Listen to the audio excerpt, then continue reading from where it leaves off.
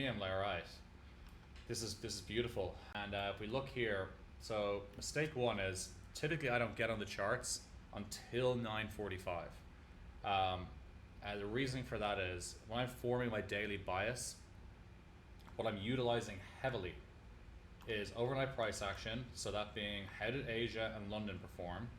So from this, all I'm seeing is more. So we saw a decent run up in Asia. Um, we saw an SMT here at the highs, and then we saw a strong sell off. And even if you see here, we have this recovery. And say if you take even this is the 5 minute time frame. Say this 5 minute fair value gap. Even in pre-market, we came in and inverted it. So for me, I'm like, all right, this is beautiful. And if we look here, we have this low.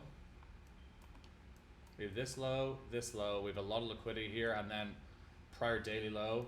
And so I said, okay, if I see a clean setup, again, I was a little bit like, all right, like all I want to do is get in a bear trade, and I was a little over eager, and so I ended up entering a trade at 9:40.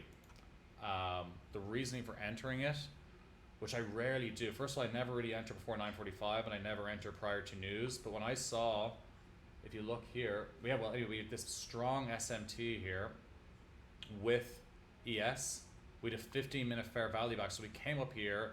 SMT moved with momentum down through and cleared this 15-minute fair value gap, and I knew news was coming out in 5 minutes. So in my brain, I was thinking, this is one of those days where we're actually getting a really clean setup prior to news hitting, and the news was only going to propel price in the direction I was hoping for. So that did have merit. I mean, I had my setup here. You see, we actually had a 5 minute inversion here, which we closed through a pace after taking liquidity, after taking the 15-minute fair value gap liquidity, and we had an SMT. So it's a nice setup.